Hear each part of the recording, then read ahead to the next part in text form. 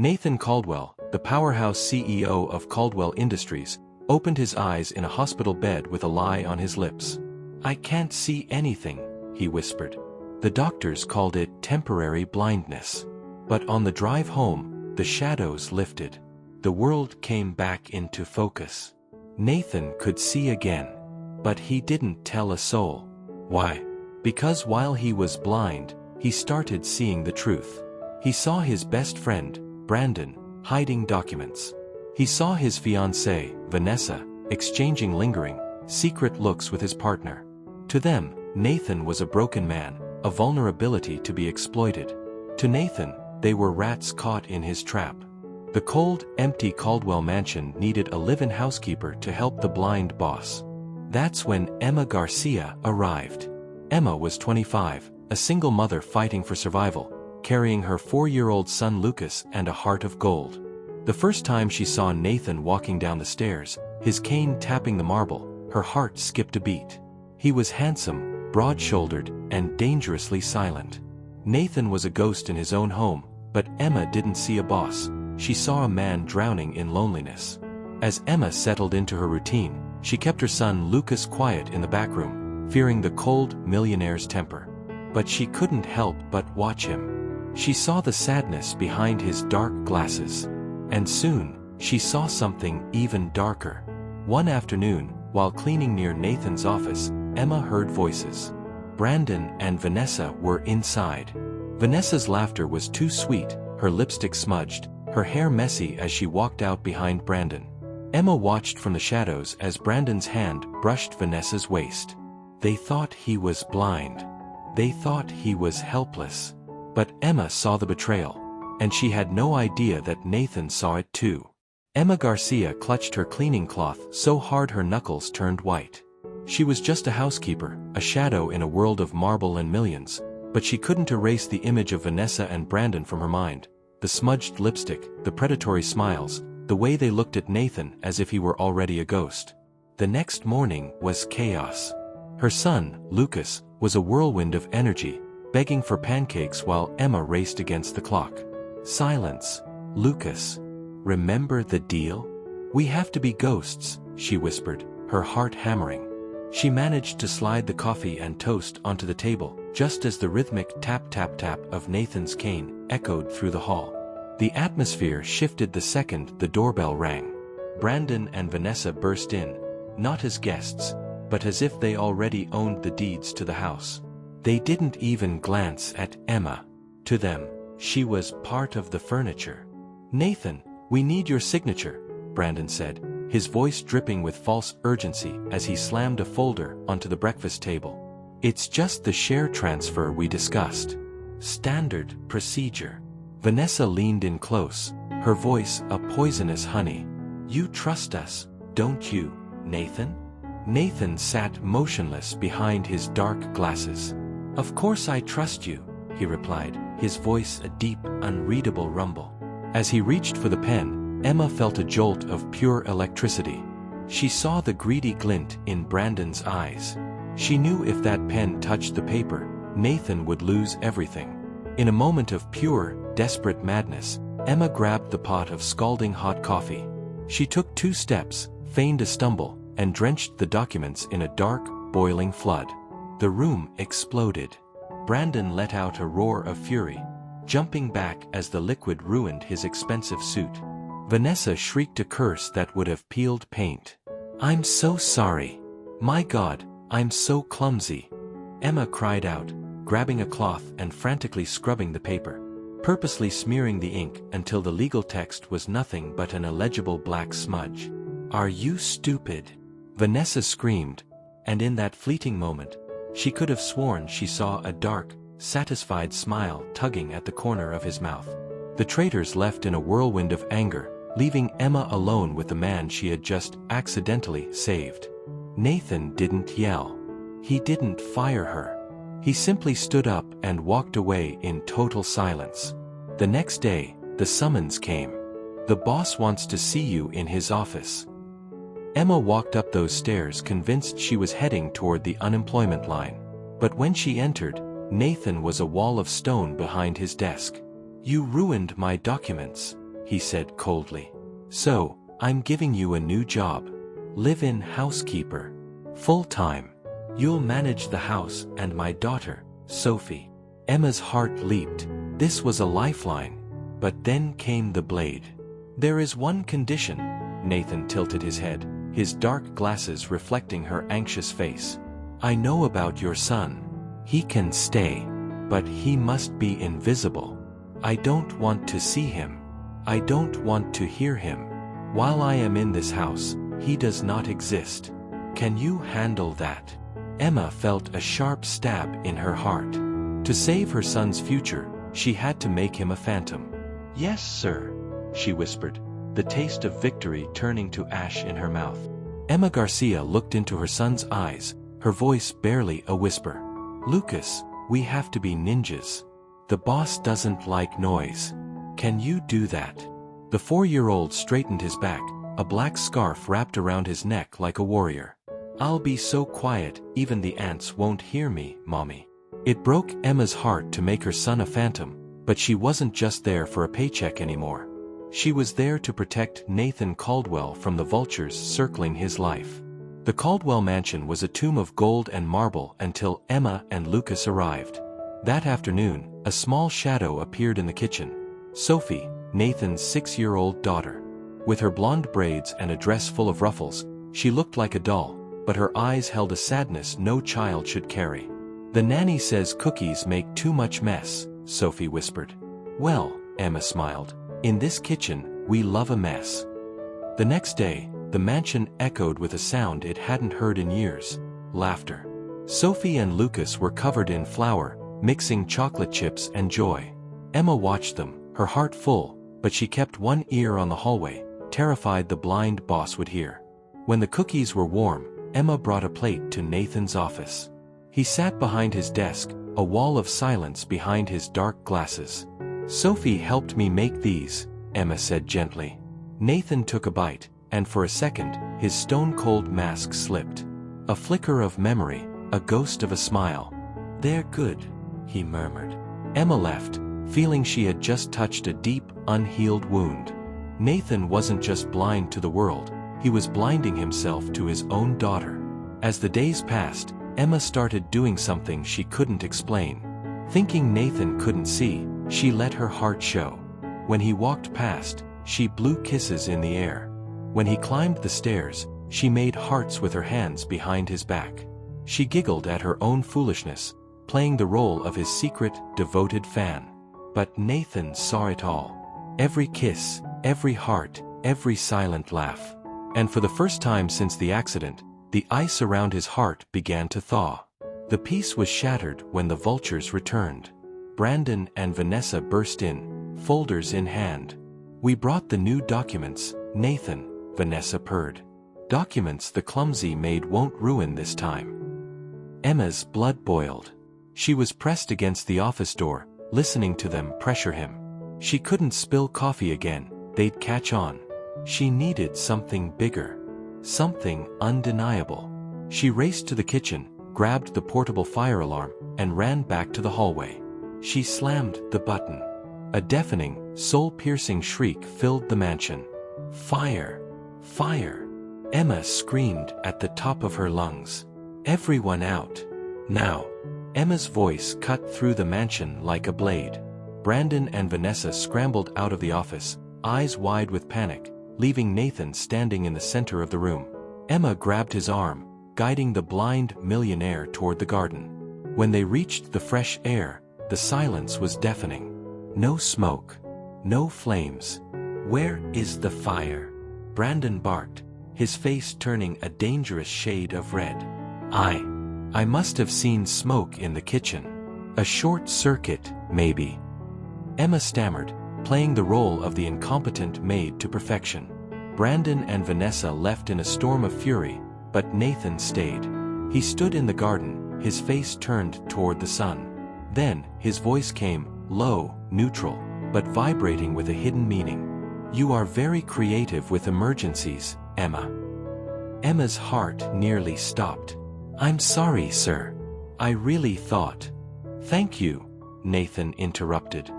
for taking such good care of this house. He knew. Somewhere behind those dark glasses, Nathan was watching her protect him, and that changed everything. That night, Emma couldn't close her eyes.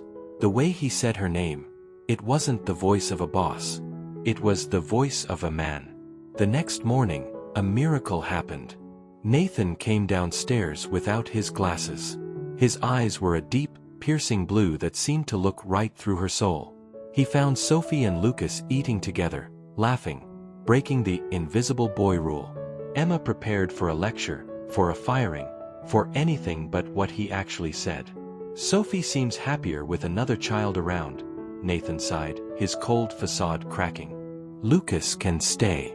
Just keep them out of trouble. Emma was stunned. The monster was softening. But the danger was far from over. While Nathan was at a meeting, Emma slipped into his office. Her heart hammered against her ribs as she rifled through drawers until she found it, a folder marked, "Stock Transfer, Urgent."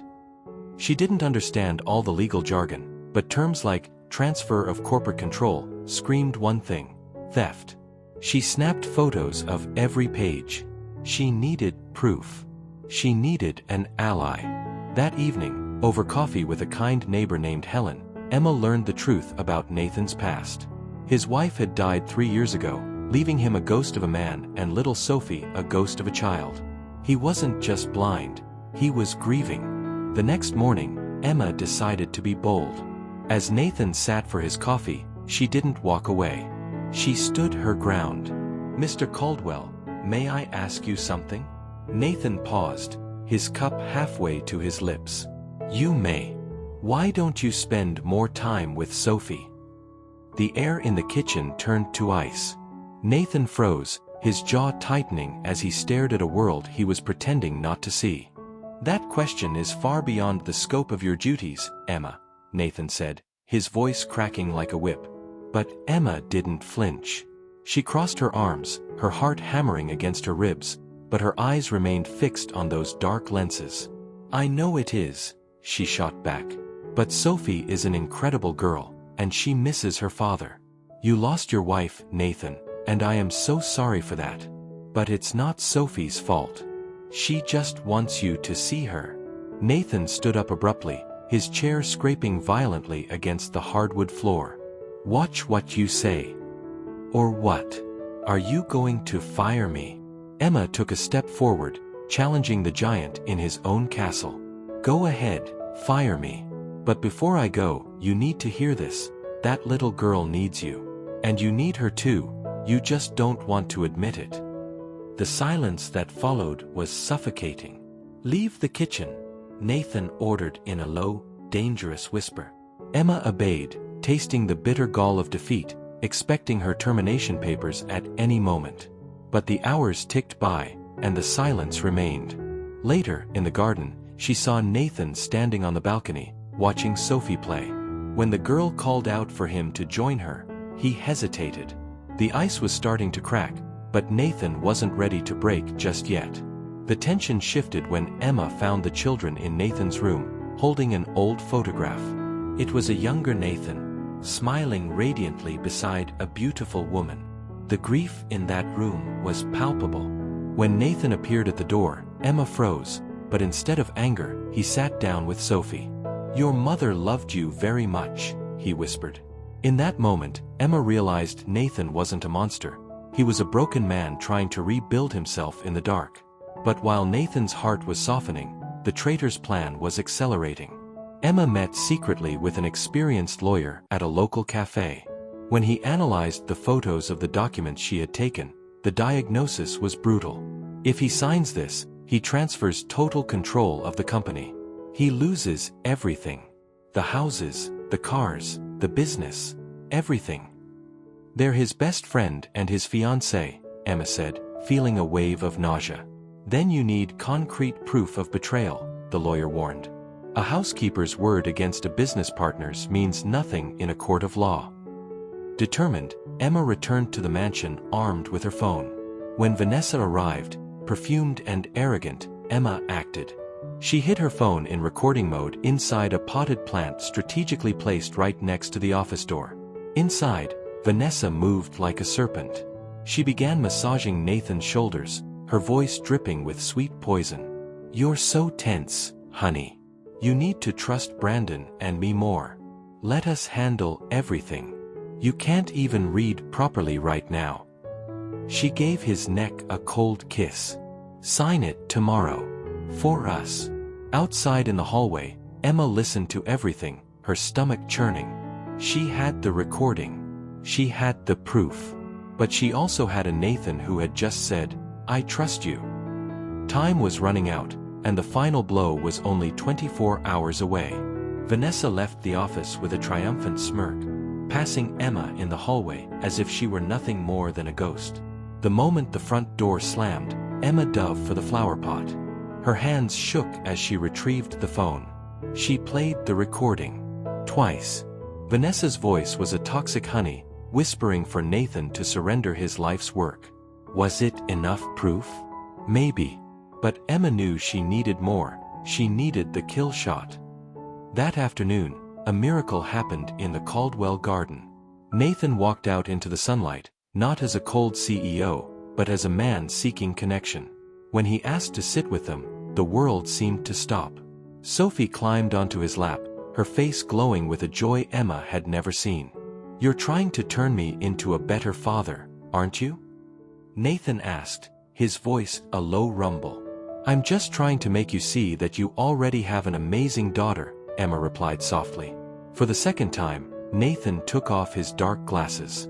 His blue eyes were windows into a soul filled with grief. "Every time I look at her, I see her mother.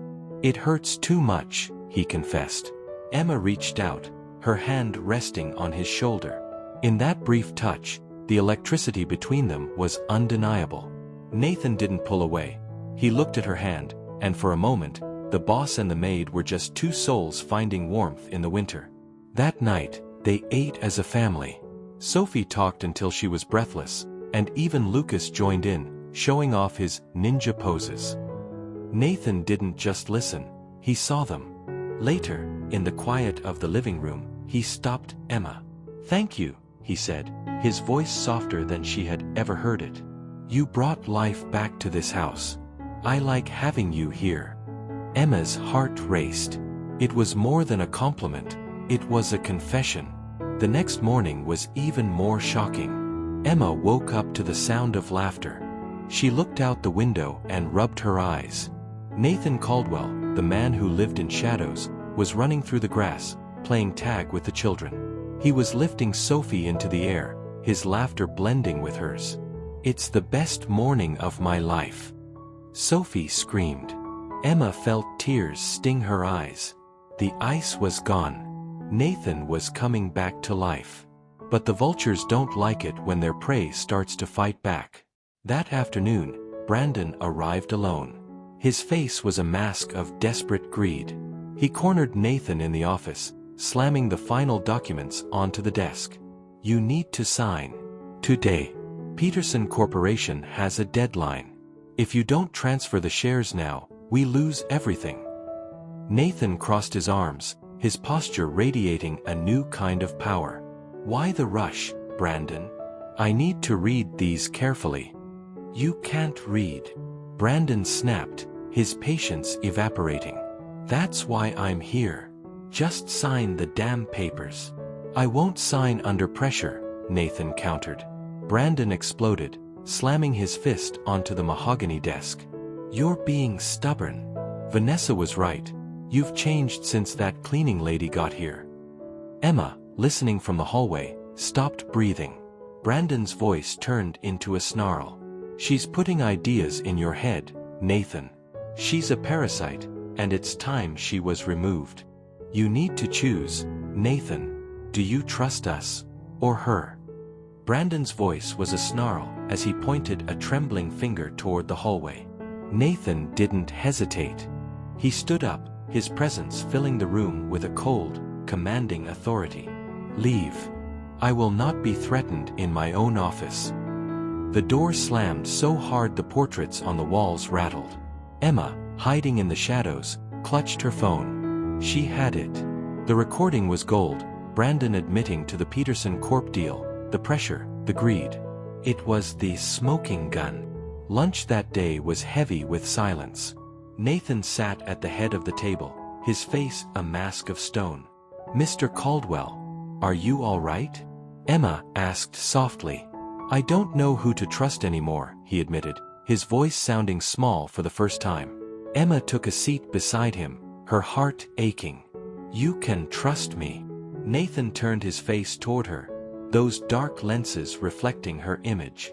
"Why do you care so much, Emma?" "Because you deserve the truth," she whispered, her face flushing. "And because I care about Sophie, and I care about you." She fled to the kitchen before he could respond, terrified she had crossed a line she could never uncross. But that night, the line disappeared forever. A soft knock at her bedroom door made Emma's heart skip. When she opened it, she gasped. Standing in the hallway was Nathan Caldwell. No cane. No dark glasses. His blue eyes were clear, sharp, and fixed directly on her. "Nathan? I can explain about the recording." "There's no need," Nathan said, taking a step into her space. "I know you're trying to help. I know you found out about Brandon and Vanessa. Because I've been watching you, Emma." Emma's breath hitched. "Watching me? But you're blind." A slow, beautiful smile spread across Nathan's face. "No, Emma, I'm not. I've been faking it since the accident to see who would stab me in the back." He pulled a pair of transparent, high-tech glasses from his pocket. "I saw everything. Every kiss you blew into the air. Every heart you made with your hands when you thought I wasn't looking." Emma covered her face with her hands, wanting the floor to swallow her whole. "I want to die," she groaned. Nathan laughed, a warm, genuine sound that filled the hall. "It was the most sincere thing anyone has ever done for me. You spilled coffee, invented fires, and risked everything to protect a man you thought couldn't even see you."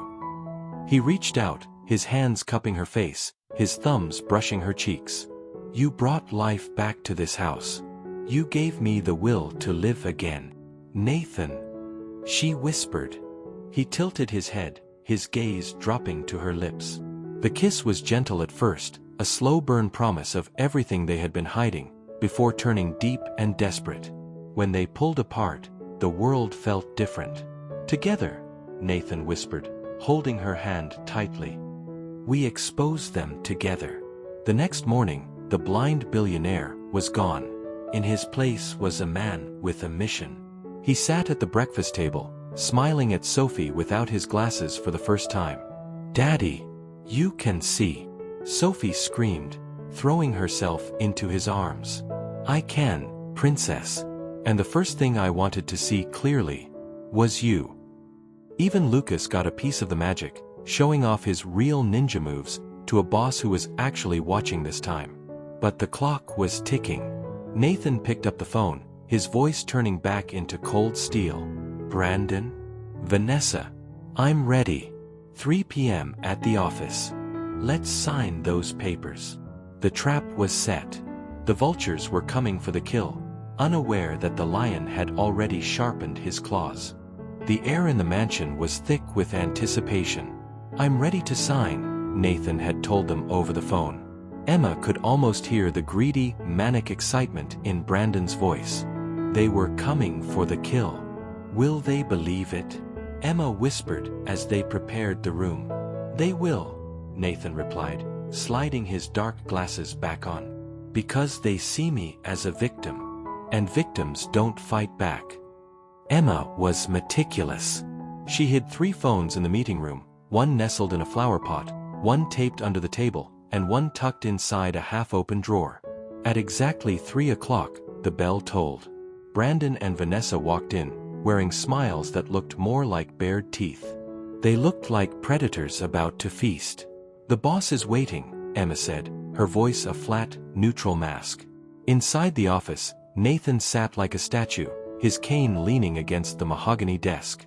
Brandon slammed the folder down. "Today is a big day, partner. The day everything changes." Vanessa leaned in, her perfume cloying and sweet as she stroked Nathan's hand. I'm so proud of you, my love. You're finally doing the right thing for us. Emma stood by the door, pretending to dust a bookshelf, her heart drumming a frantic rhythm. So, Nathan began, his voice eerie and calm. After I sign, what happens then?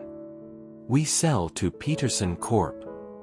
Brandon blurted out, unable to contain his greed. They're offering a fortune. Vanessa tried to nudge him, to soften the blow, but Brandon just laughed.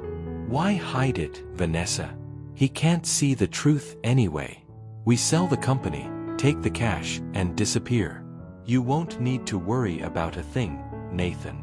The confessions poured out like venom. They admitted they had been together for 2 years, long before the accident. And then, the ultimate horror.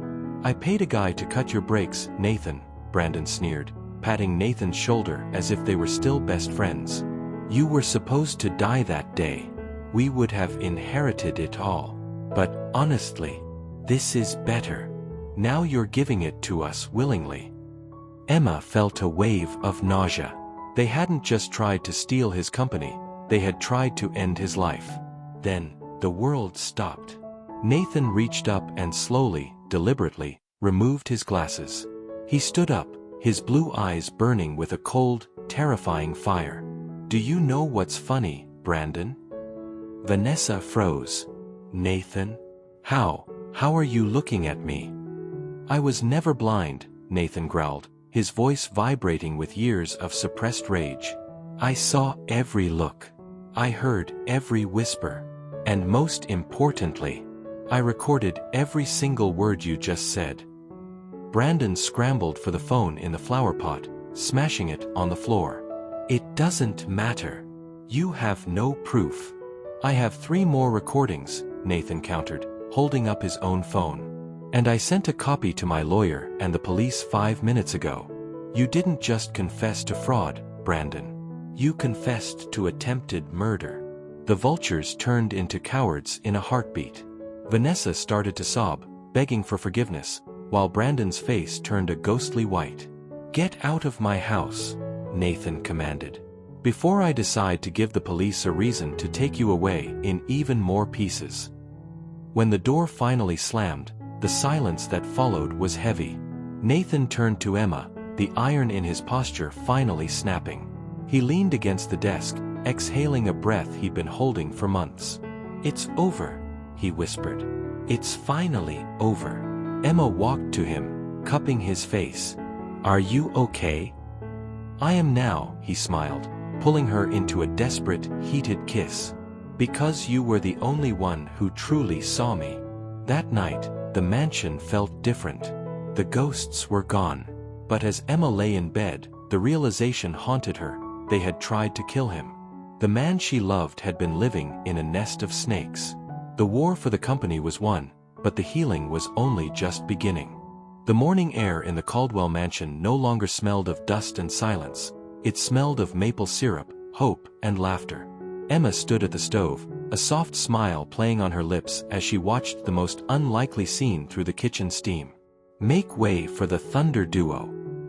Lucas roared, his voice bouncing off the high ceilings. He and Sophie burst into the room, their capes, made from expensive silk sheets Emma had tied around their necks, flapping behind them. We're here to save the world. Sophie shouted, striking a heroic pose that would have made a comic book artist proud. And to demand pancakes. Heroes can't fight on empty stomachs. Emma laughed, her heart swelling. But the real magic happened when Nathan joined in. The man who once ruled his empire with an iron fist and a cold stare was now on all fours, playing the evil villain. He chased them through the kitchen, letting out a theatrical growl that had the children shrieking with delight. When Lucas finally tackled him to the floor, Nathan let out a dramatic groan. Defeated by the Thunder Duo. My reign of terror is over. As the kids scrambled to the table, Nathan walked over to Emma. He didn't say a word at first, he just kissed her forehead, a lingering, tender gesture. Thank you, he whispered. For the pancakes. For the noise. For reminding me that I'm still alive. But as any housekeeper knows, You can't keep a secret in a neighborhood like this. Later that afternoon, Helen, the Morrisons' cook from next door, arrived with a look of pure mischief. "So, Emma," Helen started, sipping her coffee with a twinkle in her eye. "I heard a rumor. The most closed-off man in the state is humming in his garden and smiling like a fool. Word is, the housekeeper and the boss are more than just co-workers." Emma tried to hide her face.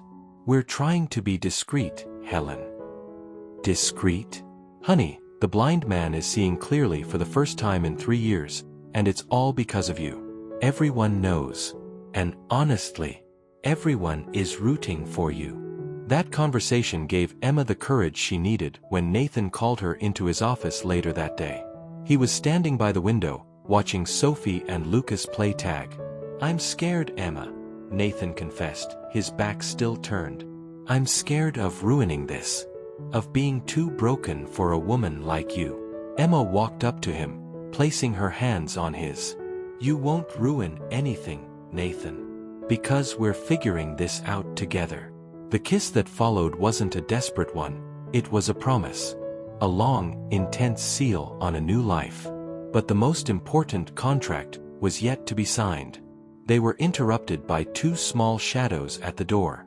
"Daddy, are you dating Emma?" Sophie asked, her eyes wide. Nathan knelt down, pulling both children close. "I am. Is that okay with you?" Sophie didn't hesitate. She threw her arms around Emma's neck. "I always wanted a mom again. Emma, can you be my mom?" Emma's vision blurred with tears as she knelt to join the huddle. "It would be the greatest honor of my life, Princess." Lucas tugged on Nathan's sleeve, his lip trembling slightly. "And, can you be my dad?"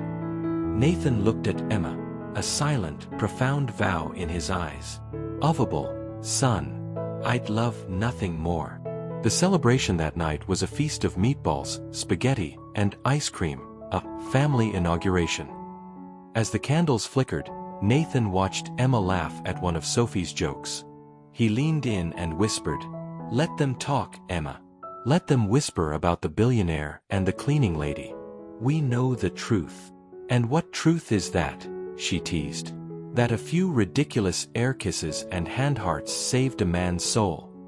Emma fell asleep that night feeling like she was finally home, and the next morning, she didn't need an alarm clock. She woke up to 2 superheroes, jumping on her bed, their laughter the sweetest music she had ever heard. "Good morning, Mom," they screamed in unison. The sun was shining, the traitors were facing justice, and for the first time in years, the future didn't look like a mystery. It looked like a dream come true. Emma Garcia woke up to a mess of hair and the sound of giggles. "Good morning, Mom." Sophie and Lucas were jumping on the bed like it was a trampoline. "Daddy says it's time to get up. He made breakfast."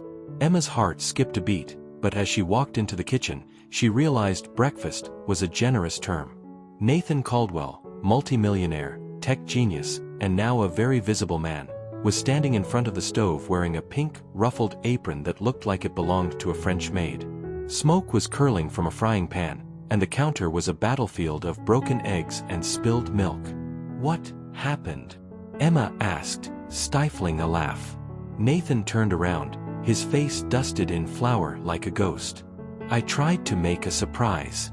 But the eggs ran away from me, and the pancakes, well, they exploded." "Pancakes don't explode, Nathan." "Mine did," he said with a sigh, tossing the apron aside. "I give up. In the office, I'm the boss. In the kitchen, the food is in charge of me." As Emma cleaned the culinary tragedy and prepared a real meal, Sophie watched her with serious eyes. "Emma, are you going to marry my dad? He smiles when you're near him. And, you're already my mom." The word mom hit Emma with more force than any corporate contract. It was natural. It was real. But the peace was shattered by a single phone call. "Hello, Emma? This is Ryan." Emma's blood turned to ice. Ryan Mitchell. The man who had abandoned her and their 6-month-old son 4 anos ago. The man who had never sent a single cent of child support. I've changed, Emma. I have money now. Stability. I want to see Lucas. I have rights. Rights. Emma's voice shook with fury. You don't get to show up after 4 years of silence and claim a child you didn't help raise. She hung up, her hands trembling so hard she almost dropped the phone. She found Nathan in his office and told him everything. The fear of a legal battle, of losing Lucas, of the past tearing her new life apart. Nathan didn't just listen, he took her hands and knelt before her. He won't take him, Emma. A father isn't the person who shares DNA. It's the one who stays, who cares, and who loves. You are not alone. I will use every resource I have to protect this family. In the quiet of the office, Emma looked into his blue eyes and finally said the words, I love you. Nathan's smile was the most beautiful thing she had ever seen. I love you too. More than I thought was possible. The next morning, the past finally arrived in person. Ryan Mitchell stood at the mansion door, dressed in an expensive suit, looking every bit the reformed, successful man. I want to see my son, Emma. Let me explain that I've changed. Before Emma could respond, a shadow loomed behind her. Nathan stepped forward, his posture radiating a power that no expensive suit could buy. Who are you? Ryan snapped, his eyes darting between them. I'm Nathan, he replied, his hand resting firmly on Emma's shoulder. I'm Lucas's new father. And you're just a stranger who's standing on my property. Ryan let out a cold, sarcastic laugh. New father? You can't just replace the biological father, pal. Nathan's eyes narrowed, the blind mask long gone, replaced by the gaze of a man who was ready to go to war. You don't know anything about me, Ryan shouted, his face twisting in a mask of wounded pride. I know enough, Nathan countered, his voice like cold iron. He took a step forward, towering over the man who had abandoned his own blood. I know you vanished 4 years ago. I know you never paid a cent of child support. I know you never once called to see if your son was breathing. And now you show up demanding rights. I am his father. No, Nathan said firmly. You're just a sperm donor. A father is the one who stays. And the one who's staying is me. Ryan turned to Emma, desperation in his eyes. Are you going to let him speak for you? Emma didn't flinch. She grabbed Nathan's hand, anchoring herself to his strength. He's saying exactly what I think. You're not taking my son, Ryan. Not now. Not ever. Ryan left with a venomous threat hanging in the air. You'll regret this. I'll see you in court. The days that followed were a blur of high-wire anxiety for Emma. Every ring of the doorbell felt like a heart attack. Even the kind words of Helen, the neighbor who promised to testify and offered cookies as a cure-all, couldn't fully quiet the storm in Emma's mind. But Nathan was her rock. He knew that the only way to protect Lucas was to be honest with him. In the quiet of the garden, Emma sat Lucas down. She told him about Ryan. She expected confusion, or maybe even a desire to meet this new person. Instead, she got the wisdom of a child who sees more than adults ever do. Nathan is more my father than that Ryan, Lucas said, looking back at the mansion. Why, son? Emma whispered, her heart tightening. Because Nathan plays with me. He makes me feel safe. Ryan just makes me scared. But love and logic don't always rule the courtroom. A week later, Emma found herself standing before a judge. Ryan was there, looking polished and professional in an expensive suit. His lawyer presented documents of financial stability, a successful business, and a luxury apartment. On paper, he looked like the perfect father. Emma felt her stomach turn. Money can buy a lot of things, including a very convincing mask. When it was her turn to speak, her legs felt like lead. Nathan squeezed her hand one last time. A silent "you can do this." Emma stepped to the front, took a deep breath, and looked the judge in the eye. I have raised my son alone since the day he was born, she began, her voice trembling but gaining strength with every word. Ryan Mitchell didn't just leave, he erased himself. He didn't want to know if my son was alive or dead. He wants to be a father now because it's convenient and he has money. But a child isn't a trophy you buy when you finally have the cash. The courtroom went silent. Emma stood her ground, but she could see Ryan's lawyer preparing to strike back. The battle for Lucas's future had only just begun. The courtroom air felt heavy, like the moments before a thunderstorm. Emma looked at the judge, searching for a glimmer of hope, but the woman's expression was unreadable. "I understand your position, Ms. Garcia," the judge said, her voice echoing in the silent room. "But Mr. Mitchell has the legal right to meet his son. Biological ties carry weight in this court." Emma felt the floor drop away. Her vision blurred. Was she going to lose? Was she going to have to hand her terrified son over to a man who was essentially a well-dressed stranger? Then, the silence was broken by the sound of Nathan standing up. "Your Honor, may I speak?" Nathan didn't wait for permission to be powerful. He simply was. He walked to the front of the room, not with a cane, but with the steady, predatory confidence of a man who had already won. He pulled a heavy manila envelope from his briefcase. "Mr. Mitchell is lying about his intentions, Your Honor," Nathan said, his voice dropping into a low, dangerous rumble. "I have here recordings where Mr. Mitchell admits that he has zero interest in being a father. He is pursuing custody for one reason only, to extort child support payments from me." The courtroom erupted in a low murmur. Ryan went pale, his successful man facade cracking like cheap glass.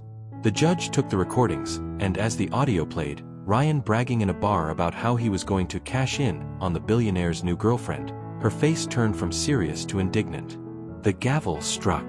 "Request for visitation denied," the judge barked. "Mr. Mitchell, you have shown zero genuine interest in this child's well-being. This case is closed." Outside, the air felt sweet again. Emma collapsed into Nathan's arms. "How did you get those?" she whispered. "I hired an investigator the moment he called you," Nathan smiled, brushing a stray hair from her face. "The fool talked too much at a local bar. He thought he was untouchable. He forgot that I protect what's mine." The victory wasn't just in the courtroom, it was in the kitchen a week later. Life had returned to a beautiful, rhythmic normal. Emma walked downstairs to find Nathan hovering near the automatic coffee maker, the only piece of technology he hadn't managed to offend yet. "Learned your lesson," she teased, remembering the great pancake explosion of the week before. "I've learned that my genius stops at the office door," Nathan admitted, pulling her into his waist. "And I've learned that I want to spend every morning for the rest of my life watching you make real coffee." But Nathan wasn't done with surprises. He packed the family into the car and drove them 30 minutes outside the city, through winding roads lined with ancient trees. They pulled up to a rustic flowered estate with a shimmering lake in the back. "It's ours," Nathan said simply, holding her hand as they stepped onto the porch. "I bought it last week. A place for us. No lawyers, no boardrooms, no past. Just the four of us." They spent the day in a blur of perfection. Nathan taught Lucas how to cast a fishing line, while Emma and Sophie filled the new kitchen with the scent of fresh cookies.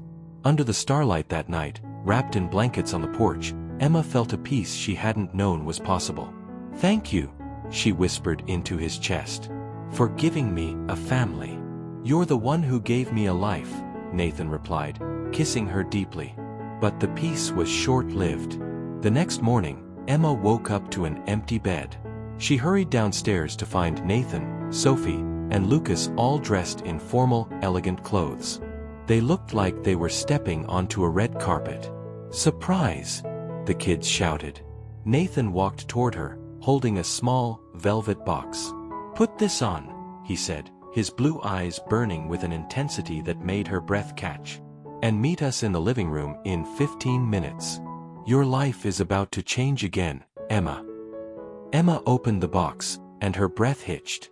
Tucked inside was a burgundy dress, possessing a quiet elegance that practically screamed sophistication. "Just put it on," Nathan said with that half-smile that now belonged only to her.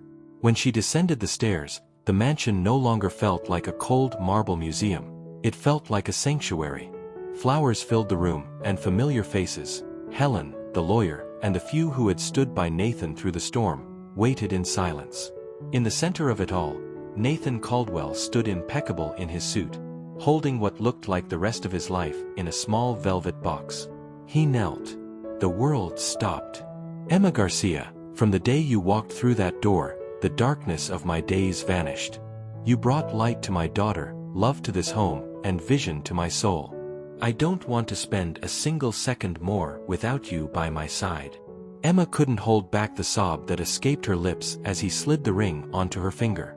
I thought you said it would be more romantic, she joked through tears of joy. And wasn't it?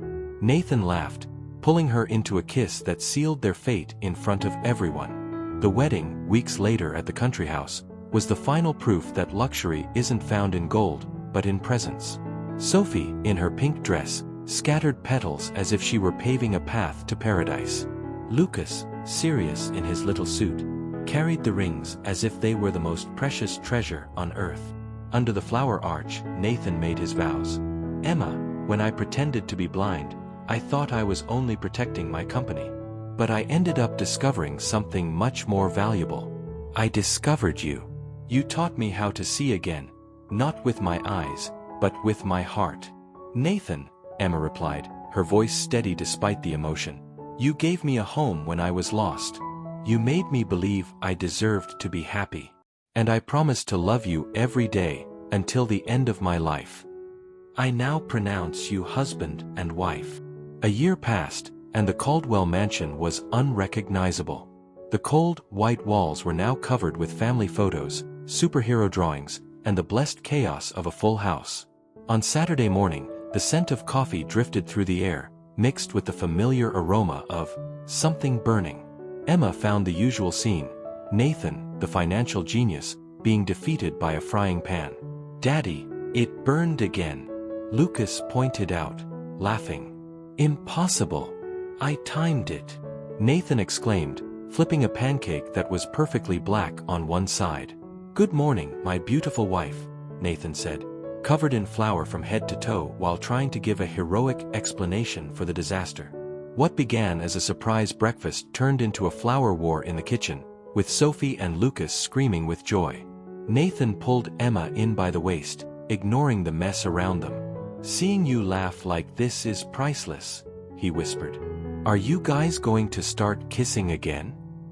Sophie made a face of disgust, making everyone laugh. They did kiss. Because now they could.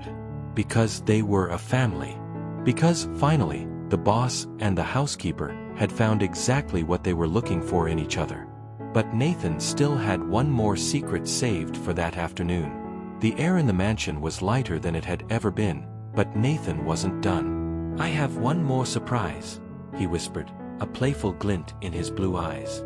How many do you have saved up? Emma laughed, leaning into him. Endless, he replied. When it comes to you, Emma, the surprises never end. They drove downtown, stopping in front of the towering glass monolith of Caldwell Industries. The employees greeted Nathan with newfound respect, but their eyes followed Emma with intense curiosity. When they reached the top floor, Nathan opened the heavy oak doors to his office. Emma froze. On the wall, the old silver letters had been replaced by a bold new sign: Caldwell and Garcia Enterprises. What is this? Emma's voice trembled as she traced the letters of her own name. Our company, Nathan said, taking her hands. I've made you a full partner. 50% is yours. You saved me from this company, Emma. You saved me from the people who wanted to destroy me. It's only fair that you own half of the empire we're going to build together. Emma was speechless, tears of overwhelming joy streaming down her face. A year ago, she was a desperate housekeeper praying for a miracle. Today, she was a businesswoman, a partner, and a queen in her own right. That evening, the celebration continued at the mansion. Helen arrived with a giant cake, winking at Emma. I heard we have a new CEO in the neighborhood. I came to collect the wedding cake you owed me from a year ago." The house was filled with laughter, cake, and the chaotic, beautiful noise of a family that had survived the storm. As night fell, Nathan and Emma retreated to the porch, watching the stars. "What are you thinking about?" Nathan asked, pulling her close. "About how much coffee I had to spill to get here," she joked, resting her head on his shoulder. "I never imagined I'd find a family. And I never imagined I'd find a reason to stop pretending," Nathan admitted. "I thought I'd spend my life blind, literally and figuratively. But even when I was pretending not to see, I saw those heart gestures you made when you thought I wasn't looking. Each one made me want to be a man worthy of that love." "You were always worthy," Emma whispered. "You just had to close your eyes to the surface to finally see what truly mattered in the heart." Weeks later, the final ghost was laid to rest. The news report confirmed it. Brandon and Vanessa had been convicted of fraud and attempted extortion. 3 years behind bars. The war was over.